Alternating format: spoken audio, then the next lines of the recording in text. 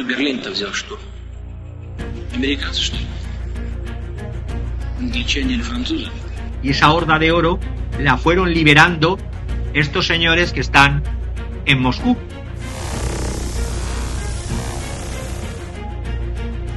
Mezcló la sangre a propósito con los mongoles.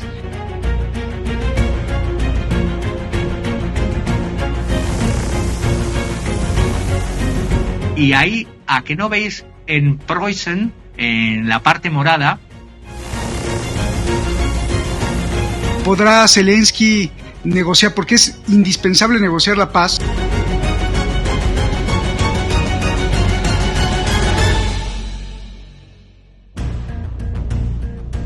Pues me da mucha curiosidad. Vuelve el irredentismo polaco-ucraniano. ¿Qué es esto, Javier? ¿Se quieren comer a Ucrania? Preparen la música de la Guerra de las Galaxias. Bueno, aquí en México se decía Guerra de las Galaxias. No sé cómo en España la película Guerra de Galaxias o Guerra de Estrellas. Bueno,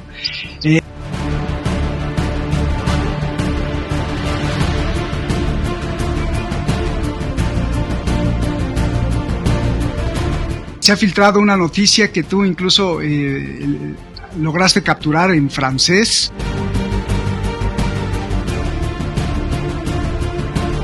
Ultraterrestre, incluso la Luna y otros cuerpos celestes. Y sobre todo viene acompañado de un ataque, como suele suceder por los Estados Unidos, que son especialistas en estos ataques desde hace mucho, desde hace varios siglos, los ataques de falsa bandera.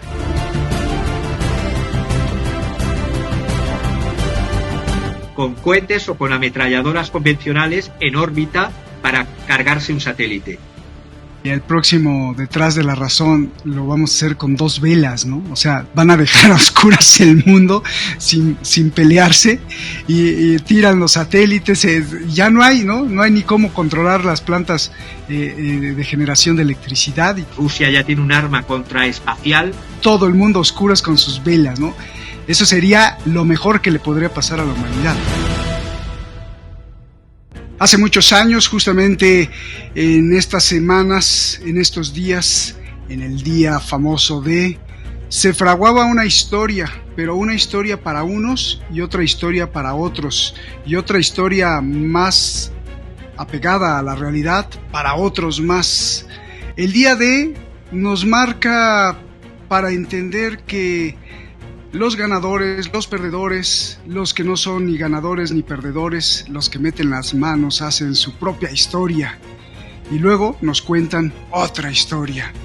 Hoy vamos a hablar de la manipulación. La manipulación es tan tremenda que incluso hace creer a los mismos políticos que ya ni saben historia. ¿De qué estoy hablando? Veamos. Soy Roberto Lamadrid, este es Masterclass con Javier Martínez de fin de semana. Y esto es Detrás de la Razón. Comenzamos.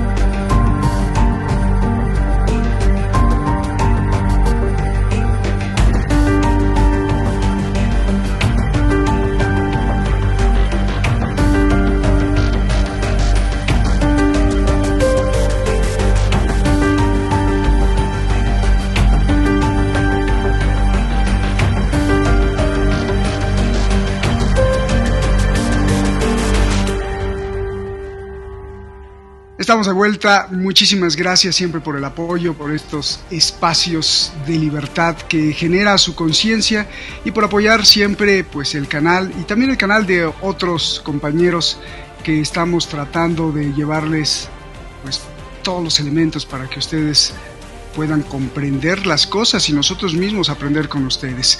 Muchísimas gracias, está Javier con nosotros.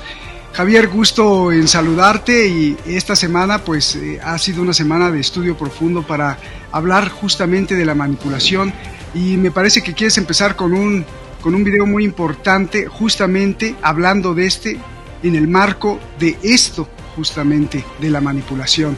Te escuchamos, Javier, y tú nos indicas. Pues sí, Roberto. А кто Берлин-то взял, что? Американцы, что ли? Англичане или французы? Красная армия. Забыли?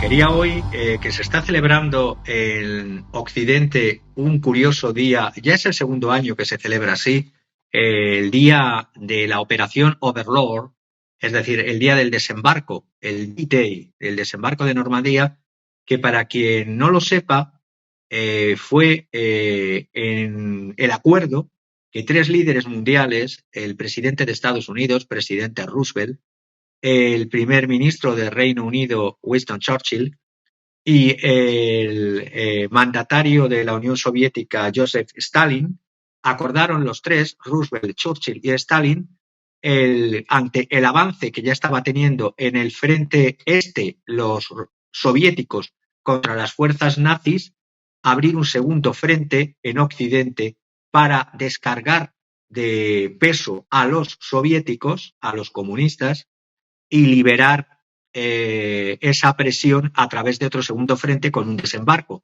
Todo esto se hizo con conferencias e encuentros previos de estos tres líderes.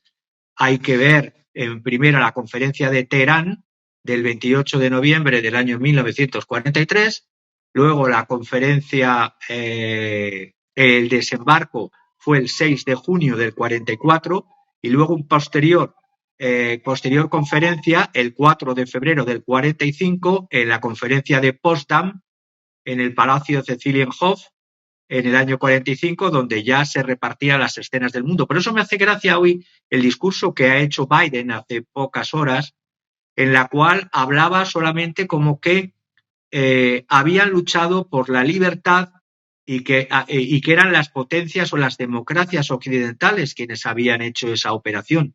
No, las potencias occidentales y la Unión Soviética, porque no solo ayudaron las potencias occidentales a terminar antes con Hitler, sino que la ejecución de este desembarco fue con la anuencia, con el acuerdo del mandatario de la Unión Soviética, Stalin. Como hoy día se está hablando de manipular como nunca desde el post-Maidan, es acelerado, es como un virus acelerado, la manipulación histórica, la distorsión cognitiva de los relatos históricos, es decir, creando un metarrelato que va contra el relato histórico, es decir, los datos históricos no se pueden cambiar, pero se silencian, se obvian, no se invita a Rusia a este día D por segundo año, supuestamente, porque la OTAN, no supuestamente, sino porque la OTAN y Estados Unidos están haciendo una guerra proxy o indirecta, cada día más directa, contra Rusia, y los hechos, si hablamos del día D, hay que reconocer la participación de la Unión Soviética, porque los primeros que llegaron a Berlín, como también ha dicho hace pocos minutos, pocas horas, Putin, no fueron ni ingleses, ni franceses, ni americanos. Los que colocaron una bandera roja en el Parlamento incendiado por los nazis del Reichstag en Berlín fueron los soviéticos. Por lo tanto, en esta manipulación histórica del día de hoy también es curioso, es increíble, Roberto, cómo en Europa no hemos aprendido de estas dos guerras mundiales, que yo las llamo, y muchos historiadores las llaman así, guerras civiles en Europa, porque realmente fueron guerras que por los mandatarios se enfrentaron poblaciones, pueblos, ciudadanos entre sí en la Primera Guerra Mundial y en la Segunda Guerra Mundial, que repito, yo llamo guerras civiles. ¿Y a quién terminó beneficiando? Como siempre, a unas élites, las élites de Occidente, porque como una figura tan deleznable como Adolfo Hitler llegó al poder, pues llegó con fondos. Así es, Javier. Llegó con fondos no solamente de grandes élites alemanas como Volkswagen, BMW, Allianz, el doctor Oetker, la familia Oetker, se dice así, sí, o los Balsen de las galletas Leibniz, o los Quandt de BMW, o los Flick de Daimler-Benz, o los von Fink de Allianz, o los Porsche, sino que además hubo fondos americanos que permitieron al principio la llegada de Hitler al poder. Recomiendo dos obras. Una es de David de Jong, Dinero y Poder en el Tercer Reich, y otra obra es de Anthony Sutton, que habla de Wall Street y el ascenso de Hitler. Allí también Henry Ford fue condecorado, de la marca Ford, fue condecorado por Hitler. Otras élites occidentales, el de los coches Renault, Louis Renault también participó en ese ensalzamiento primero de Hitler. Primero crean los Frankensteins las élites, pero quienes lo padecen son, ya se sabe, más o menos, cada día se conocen más las cifras de cuántas personas murieron en la Segunda Guerra Mundial y ya están cercanas a los 100 millones de personas. Solo la Unión Soviética perdió como mínimo 8.668.000 personas.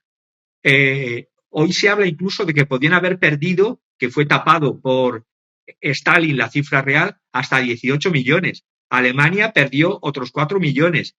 Los polacos casi 6 millones. Reino Unido y Estados Unidos escasamente 450.000 y 500.000 soldados. Pero esto solo de víctimas muertos. Estamos hablando de ¿cuánto? 40, 60 millones de población civil y otros 40 de militares, es decir, 80 millones de personas muertas, más 20 millones de víctimas. Y todo esto no hemos aprendido para nada. Se nos está utilizando, ensalzando con emociones y con sentimientos a enfrentarnos unos a otros.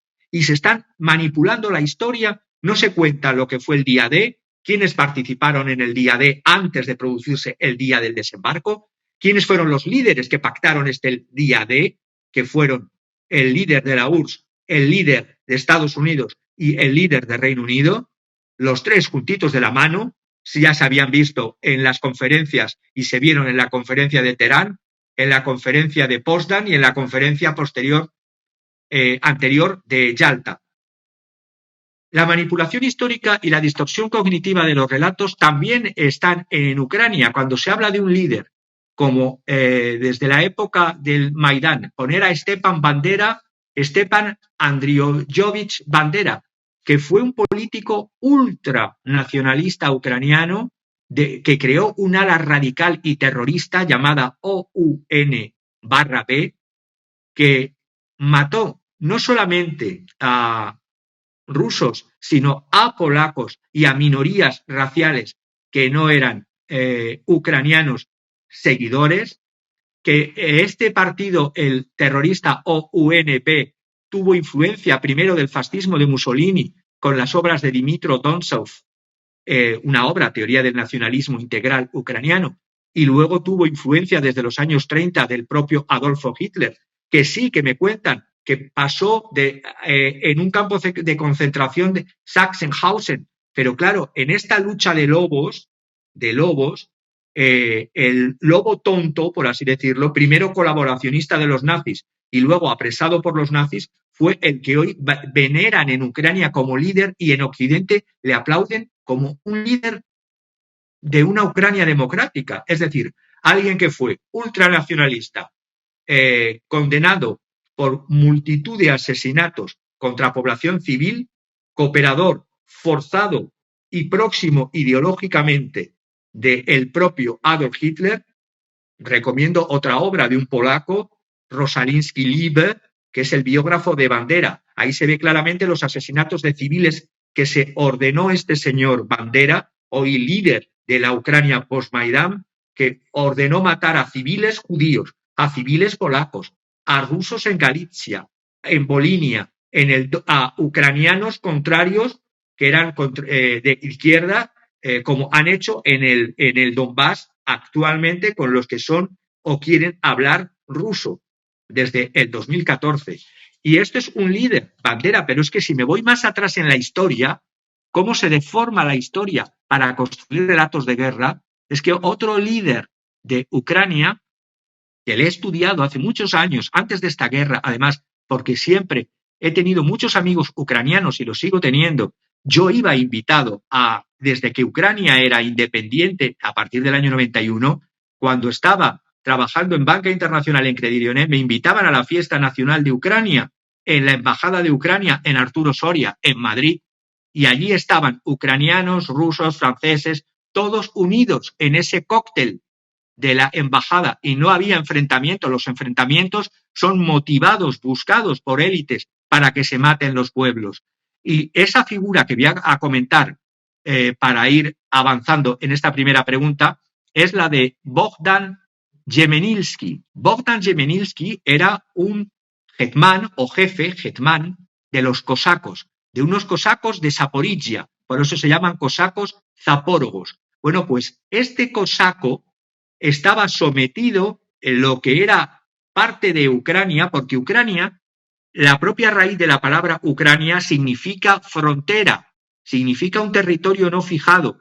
Ucrania ha estado durante siglos troceada entre manos turcas, entre manos de la comunidad polaco-lituana, luego cayó en manos austriacas, y realmente una Ucrania como tal que haya tenido un reconocimiento fue a través de la propia Rusia, porque Ucrania, el propio término, antes se llamaba Rutenia, porque pertenece a el origen es la Rus de Kiev. Todos eran rusos en el sentido de Rus, la Rus de Kiev como la Rus de Moscú. Y por lo tanto, este señor, este cosaco zapórogo, Yemenilsky, harto de la presión que tenía viviendo los cosacos en el dominio de los polacos-lituanos, pidió auxilio al zar de Rusia, y fue el zar de Rusia el que concedió en el tratado de Pereyalzad que los ucranianos pudiesen estar bajo la protección del zarato. Es decir, es curioso que primeramente los que hoy dicen defender a Ucrania con un personaje histórico, ya sea Bandera, ya sea este otro, Yemenilsky, no conozcan los entresijos de la historia. Es decir, Ucrania estaba troceada entre distintos pueblos. Estaban los tártaros de Crimea, que dependían del sultán turco. Estaban los cosacos, que era una población, por así decirlo, túrquica en Ucrania. También estaban los eslavos. Los eslavos son tanto los ucranianos como los rusos. Pertenecen al mismo grupo de eslavos orientales, que son Ucrania, Rusia y Bielorrusia. Pero es que los polacos, los checos, los eslovacos, también son eslavos, pero eslavos occidentales. Lo que les diferenciaría sería la religión. Unos son cristianos católicos y otros cristianos ortodoxos. Pero en la historia, la matanza siempre en Europa ha sido de guerra civil. Se llamasen polacos contra cosacos. Los cosacos pidiendo la protección del zar de Rusia. Esa protección de quererse salir estos cosacos de una unión que había entre Polonia y Lituania desde el año 1569 hasta la primera partición de Polonia, que es el 3 de agosto de 1772. Esa unión que había entre Polonia y Lituania es lo que han querido recrear antes del comienzo de esta guerra y durante el desarrollo de esta guerra en Ucrania, es decir, volver a crear un estado central de lo que siglos atrás fue la llamada mancomunidad de Polonia-Lituania, o república de las dos naciones. Era república llamada así a pesar de tener un rey. El rey de Polonia era el gran duque de Lituania también, pero se llamaba república porque tenían res publica, estaban gobernados por un senado común y por un parlamento común. Era una unión personal, y una unión personal que fueron los lituanos que pidieron unirse a los polacos, ya que tras siglos de ataques de los lituanos a los que eran la parte de los rusos del Principado de Moscú, los del Principado de Moscú pegaron el zarpazo a los lituanos y los lituanos pidieron protección y se unieron en la mancomunidad en el 1569, la Unión de Lublin. Y esta Unión de Lublin, repito, esta mancomunidad gobernada por un solo monarca duró hasta la primera partición de Polonia, porque Polonia dejó de existir durante el siglo XIX porque fue comida, después de haber atacado a muchos pueblos cercanos y países cercanos, fue comida por rusos, fue comida por prusianos antes de ser alemanes y fue comida por austriacos. Entonces, ¿qué queremos? ¿Volver al canibalismo de las guerras? Otra vez en Europa, otra vez destrozar las poblaciones europeas. Realmente quien dio vida, repito, y forma a la entidad llamada Ucrania, repito, Ucrania viene de U, que significa lejos, y krai o kraj significa borde, orilla, frontera. Esto me lo explicaban mis amigos en la embajada, en las fiestas de la embajada ucraniana en Madrid. Tierra, Ucrania, que realmente tomó cuerpo como tal cuando fue constituida primero como una república muy corta después de la Primera Guerra Mundial, la República de Rutenia, porque no se utilizaba el término ni Ucrania, que no tenía las fronteras que tiene ahora, y las fronteras de una Ucrania que fue siendo engrandecida en territorio fue gracias a ser miembro de la URSS desde el año 22 hasta el año 91, cuando era República Socialista de Ucrania. Si miramos mapas, vemos que Ucrania, de ser una tierra de frontera entre esta mancomunidad polaco-lituana, tierra de frontera entre austríacos, tierra de frontera entre un imperio de los zares que iba creciendo. ¿Cuál mapa ponemos primero, Javier?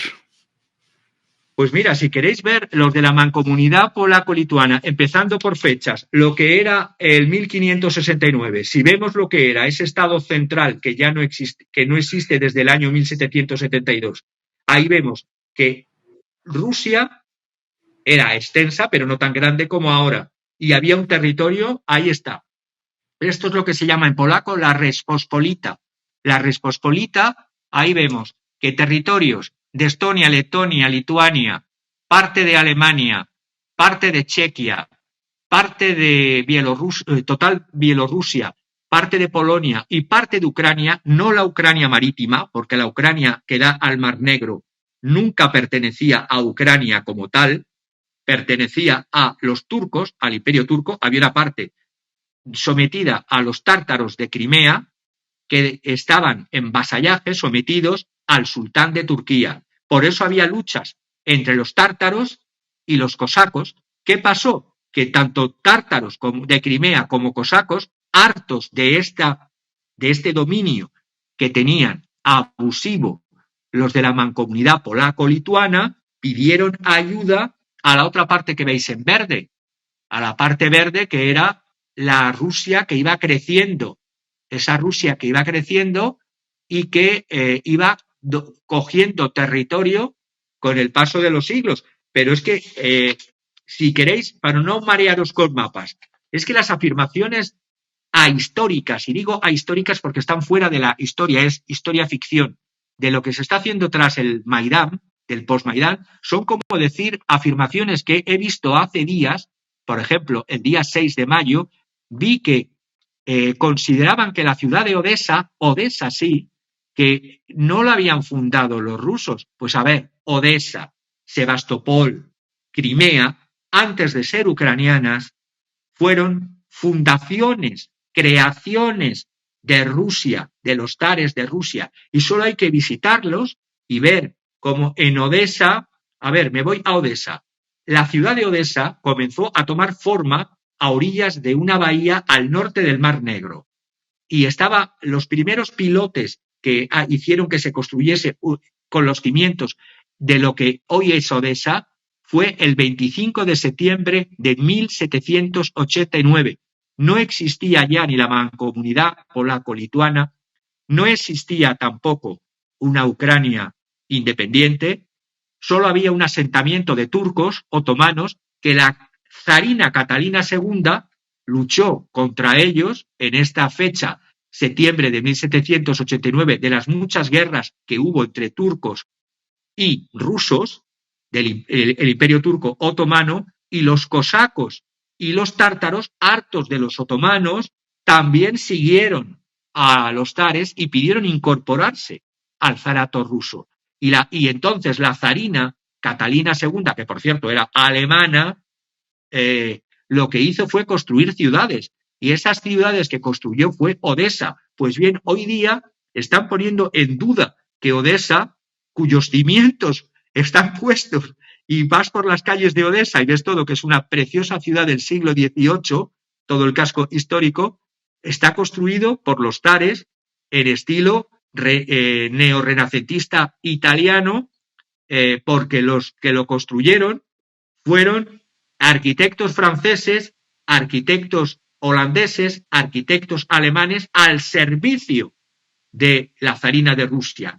Y en concreto, una de las calles de Odesa tiene origen de un español, José de Rivas y Bollons, que para los rusos era Josip Mikhailovich de Rivas, era un señor en el siglo XVIII, 1749, un noble militar, almirante, que sirvió como almirante no a España, sino a la Armada Imperial Rusa. Y por eso hay una calle en Odesa que se llama la calle de Rivasovskaya, calle de Rivas, porque este de Rivas fue uno de los que promovió también la construcción de la ciudad de Odesa.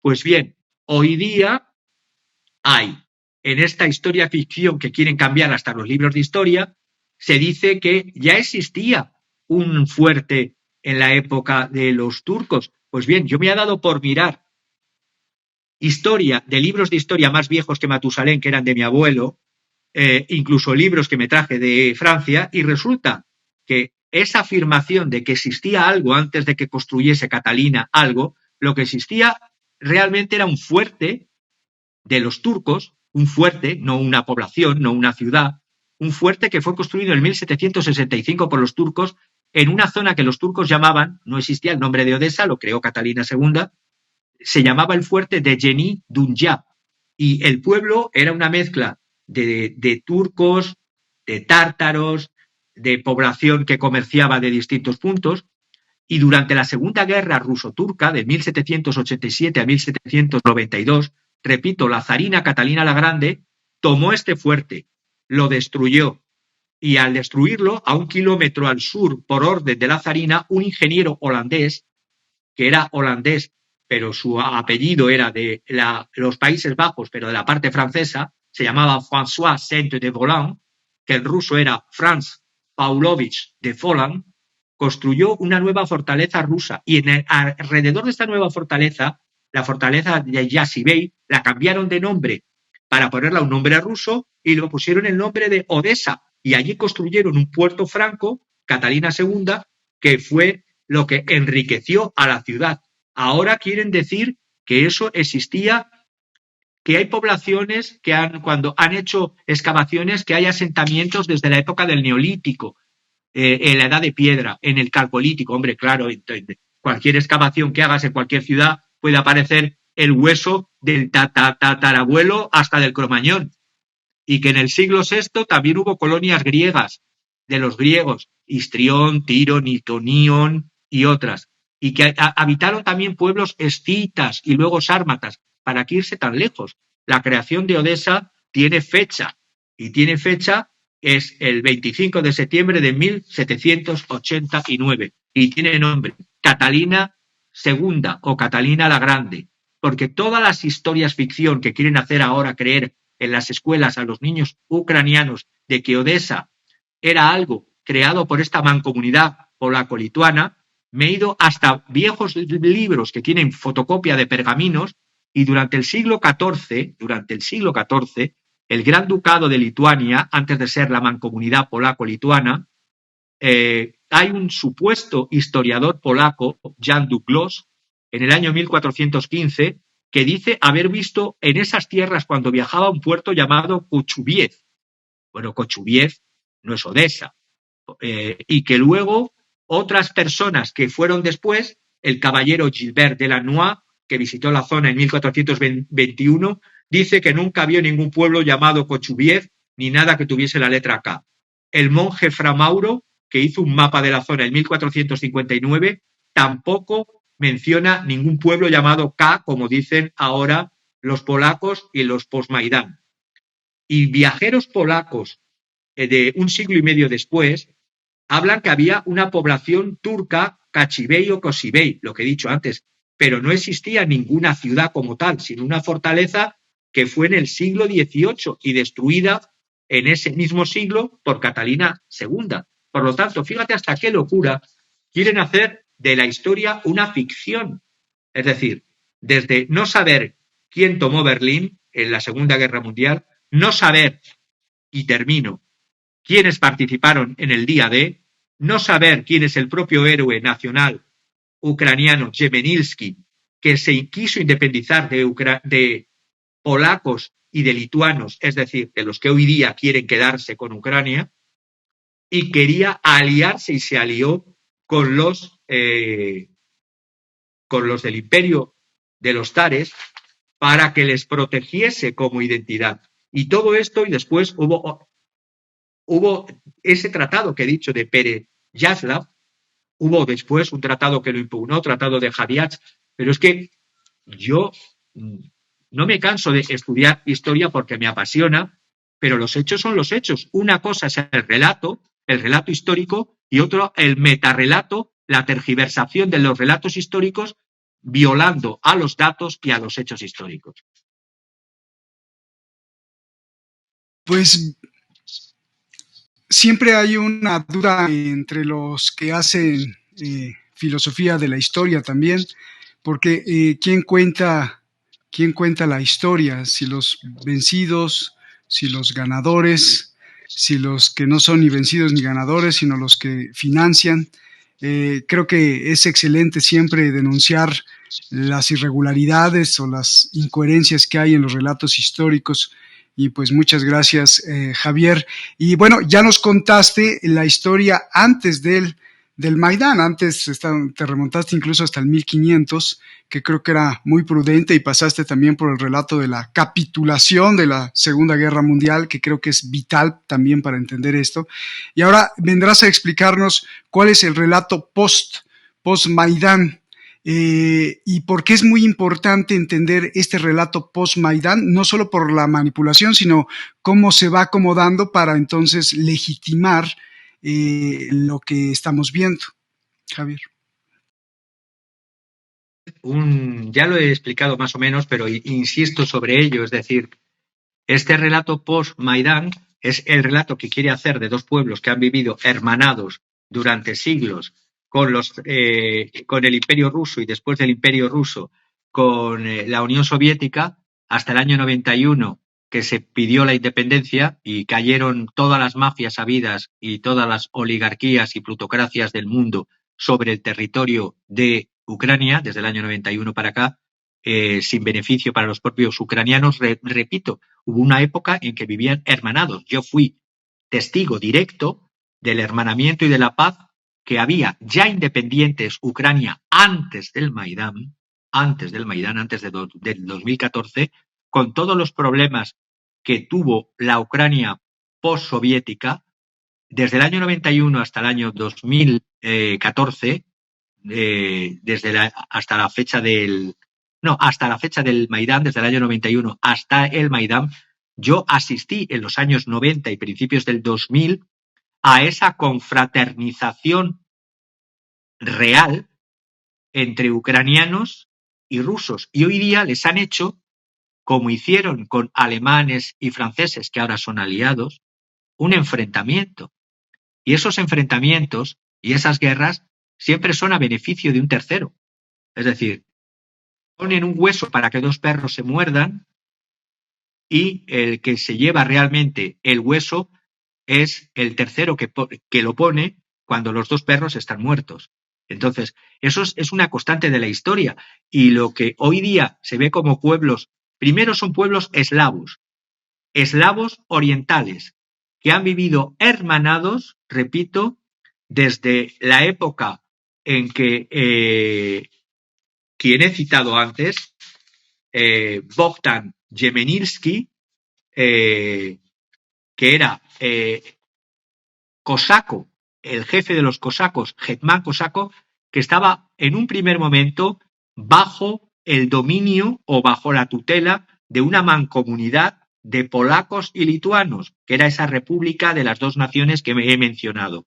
Pues bien, se sublevaron estos cosacos del hetmanato. El hetmanato estaba en la zona de Zaporizhia, porque, repito, Ucrania no era tal entidad histórico-geográfica, y ya he explicado lo que significa Ucrania, frontera. Y en el año 1648 se levantó contra una oligarquía noble polaco-lituana porque les trataba como ciudadanos de tercera categoría. Es decir, él pedía que los cosacos, los ucranianos cosacos, fuesen tratados igual que los polacos y que los lituanos.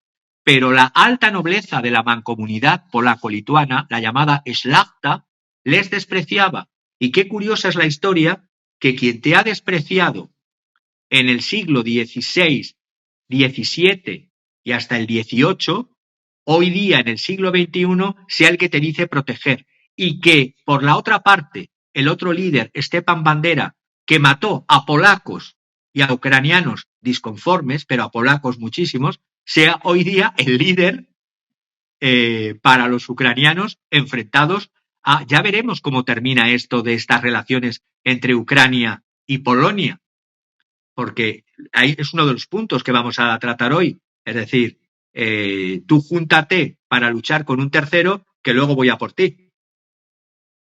Y estas son las cosas de la historia normalmente, en vez de estar hermanados como pueblos a favor de proyectos económicos y civiles de desarrollo financiero, de desarrollo industrial, de desarrollo personal de los pueblos. Cuando las industrias se aceleran hacia industrias de guerra, cuando las economías se va construyendo Europa fortaleza y se busca carnaza para que se enfrenten a favor de las élites, que ya hemos visto lo de la Primera Guerra Mundial y lo de la Segunda Guerra Mundial, queremos una tercera en suelo europeo. Tenemos vocación a la carnicería los europeos. Porque claro, cuando estamos hablando de que la Segunda Guerra Mundial tuvo 100 millones de muertos a nivel planetario, pero a nivel europeo pueden ascender a los 80 millones, ¿cuántos muertos habría en una tercera guerra mundial en Europa? ¿Todo para qué? Para que dentro de 20, 30 años las élites convengan que los que antes se mataban, rusos y ucranianos, ahora devengan una alianza, como los que antes se estaban matando franceses contra alemanes, alemanes contra franceses, ahora sean miembros de la OTAN. Y es que de verdad que las manipulaciones históricas, y cuando hablo de lo del post-Maidán, es que se ponen a un líder. Podían haber elegido solo a Chmelnytsky. Chmelnytsky es un líder que luchaba por su pueblo y que luego incluso quiso impugnar el tratado que he dicho de Pereyaslav, porque los zares o parte de los zares no cumplían, y hizo un nuevo tratado con los polaco-lituanos, pero los polaco-lituanos, una vez más, no le concedieron esta unidad nueva administrativa de unión de cosacos y rutenos, porque no se llamaban ucranianos, rutenos, porque no querían que existiese un gran ducado de Rutenia, no querían una proto-Ucrania, Rutenia, independiente. La única vez que los ucranianos han sido independientes dentro de una confederación, primero fueron, tras la Primera Guerra Mundial, en un muy breve República Popular Rutena, que fue comida por polacos y por rusos, y luego realmente fueron una República Socialista Soviética de Ucrania, que los rusos De hecho, uno de los presidentes de la URSS era ucraniano, Khrushchev. Entonces, se manipula la historia como si hubiesen estado enfrentados durante siglos, cuando realmente los que hoy dicen pasarle la mano por el lomo de la espalda son los que les han sacrificado durante siglos. Y las afirmaciones de que ciudades como Odessa, que sí, que la interpretación de los hechos la dan los ganadores, pero la construcción y las piedras no tienen ganadores, tienen fechas. Es decir, 1794. La primera piedra en agosto de 1794, puesta por los rusos. Catalina II, Catalina la Grande. Eso es como, mira, ahí ese plano es también ideal, porque ahí se ve en lo que fue la mancomunidad polaco-lituana, incluía, y es un mapa alemán, incluía, os lo he enviado porque es un mapa de los libros que tengo de historia, y se ve en la parte norte Preußen, es Preußen, prusianos, luego que existió una Prusia dominada por esta mancomunidad polaco-lituana, luego existían unos Rusien, y ves Ucraine, ves Podolien, que era otra parte que no era exactamente Ucrania, existía Volinia, Podolia. Pues bien, Volinien y Podolia durante siglos se la comió el imperio austrohúngaro. Ucrania, y donde ves Kiev, ahí, eso fue integrado dentro del territorio ruso. Ves la parte de arriba de Rusien, eso es Bielorrusia. Ves Litauen, lituanos. Polosien era la otra parte de Samogitia, es la parte, todo esto que ves en color azulado era el Gran Ducado de Lituania, que tenía varios pueblos, los lituanos, los bielorrusos, los polesios y los volinios, y tenía también a Ucrania. ¿Qué quieren ahora los polacos y los lituanos? Hacerse con ese territorio y decir, pertenecer a esta nueva unión llamada Unión Europea, que ya os mandaremos con la falta de soberanía que tienen todos los estados que entran dentro de la Unión Europea. Y la parte de color rosa era la parte polaca, que ves una Rusia cuya capital es Lvov, porque era lo que quedaba de la Rus de Kiev. Ves Kiev en Ucrania, pero Lvov seguía llevando el nombre de Rusia, como Klein Polen, pequeña Polonia, Großen Polen, gran Polonia, Masovien, pueblos de Masovia, la capital Varsovia estaba en los pueblos masovianos, y Preußen es arriba en morado, es lo que hoy es territorio, durante una época fue territorio alemán, pero eso se independizó también de la mancomunidad polaco-lituana, y fue el principio de Prusia, y fue el principio de un origen de Alemania que fue problemático, porque yo históricamente he dicho en eso que se llama historia contrafactual. ¿Y si Alemania se hubiese creado no a través de Prusia, que era un régimen militarista, sino a través de Austria, que tenía otras características? Lo mismo los alemanes hubiesen sido de distinta manera. La Confederación Alemana, si se hubiese hecho por Austria en vez de por Prusia, el mundo habría sido distinto. La realidad es que esa Prusia era Gran Ducado de Prusia dependiente de la corona polaco-lituana. Y lo que veis arriba del todo, Curlandia, cuya capital es Riga, eso es Letonia. Lo que estáis viendo es Letonia, y el mapa no da más para arriba, pero más para arriba, un trocito más de lo que es Estonia, también pertenecía una parte a los suecos y otra parte a esta mancomunidad. Y ahí, ¿a que no veis en Preußen, en la parte morada, veis un territorio que se llama Königsberg, al lado de Tilsit? Ese Königsberg es lo que hoy se llama Kaliningrado, donde nació el filósofo Kant. Pues eso fue prusiano, no alemán, todavía no existía Alemania. Alemania es una creación del siglo XIX.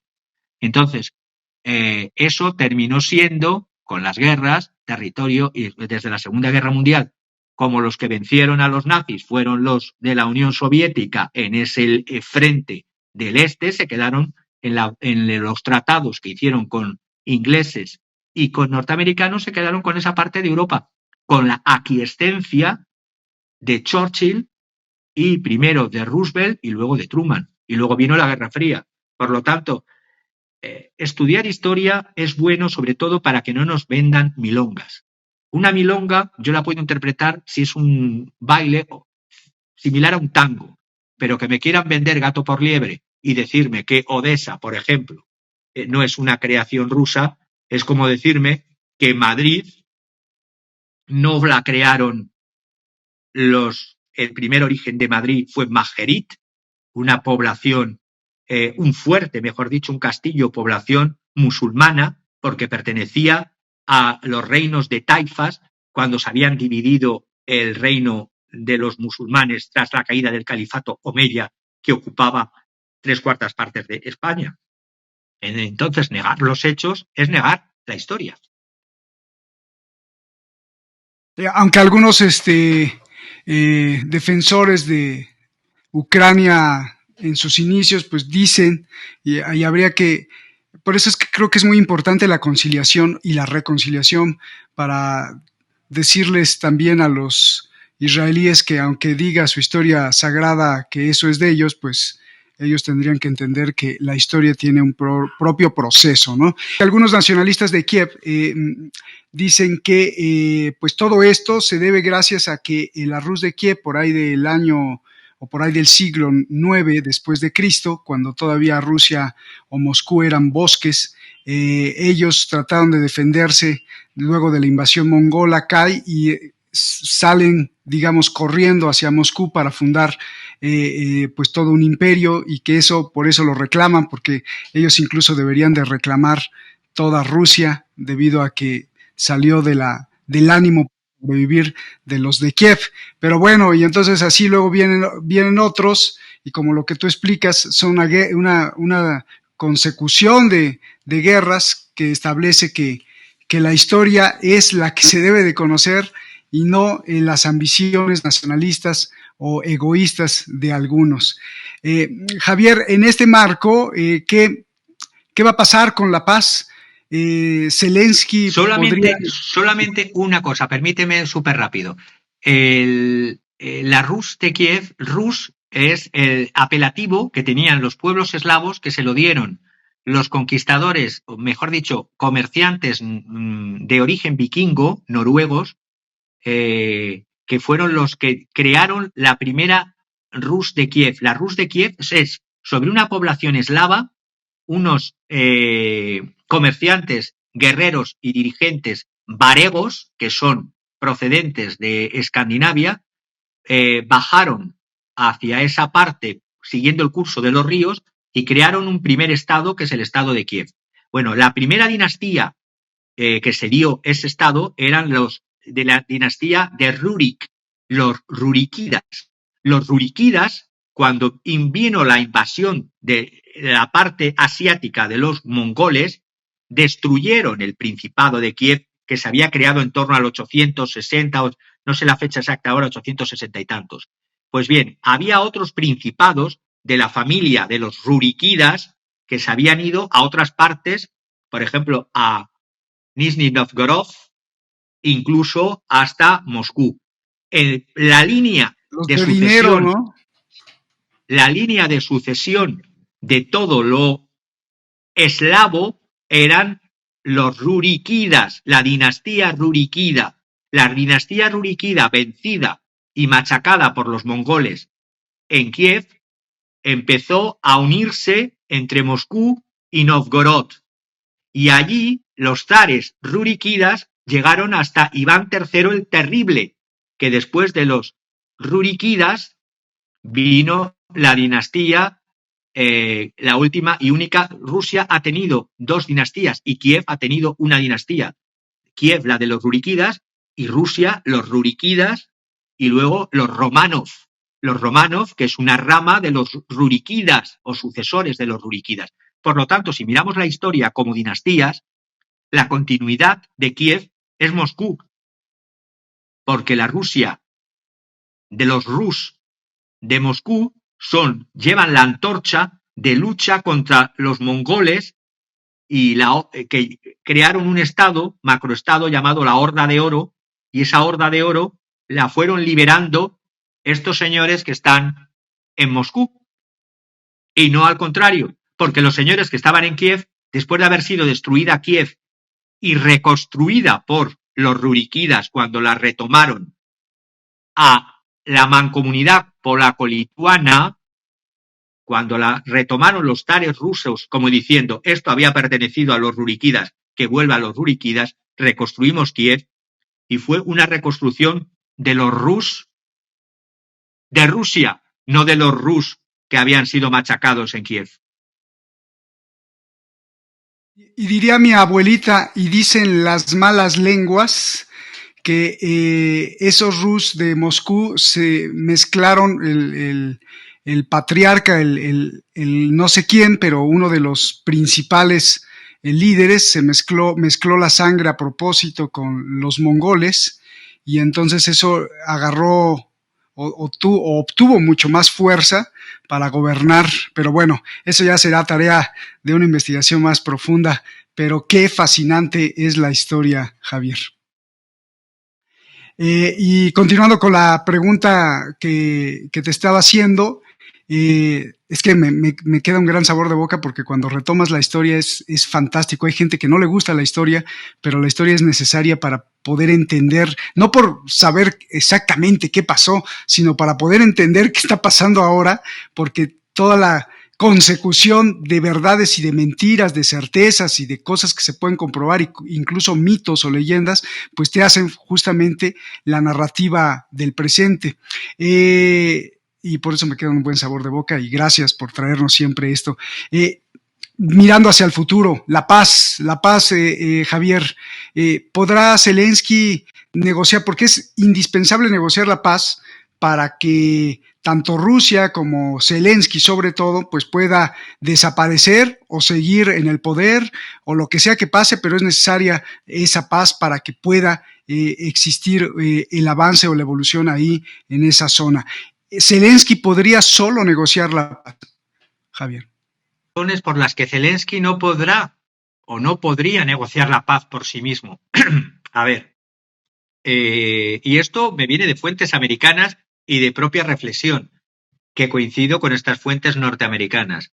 Es decir, la salida, como tú bien dices, es trascender a unas conversaciones bilaterales que incluyan, y cuando digo bilaterales, digo de Ucrania y de Rusia, que incluyan medidas hacia una nueva arquitectura de seguridad inclusiva en toda Europa. Se tiene que pensar en término europeo. Esto no puede quedarse como una solución meramente a las dos Coreas solamente. Eso sería un primer paso, pero no suficiente y necesario en Europa. La guerra se ha convertido en una pesadilla para el pueblo de Ucrania. Cientos de miles de sus soldados han muerto o han resultado heridos, y la población viva que queda todavía masculina es llevada a la fuerza, a la rastra, secuestrada. La infraestructura y el medio ambiente, eso que siempre digo con ironía, que los ecologistas hacen mutis por el foro, ahora desde estos casi 3 años de guerra en Ucrania, han quedado devastados. Infraestructura, las personas, la infraestructura y el medio ambiente. Cada día Ucrania encima pierde más terreno, y las posibilidades del gobierno de Kiev de lograr cualquiera de los objetivos, gobierno, por cierto, que las 3 razones por las que yo pienso que no puede ser: primero, porque no es el representante legal de Ucrania. Alguien en derecho, y los que decimos países democráticos, han vencido tu mandato electoral, no has convocado elecciones ni has permitido elecciones ni legislativas ni presidenciales, y estás bajo la ley marcial. ¿Cómo se llama eso? Vivir bajo la ley marcial es una dictadura, aquí y en Conchinchina.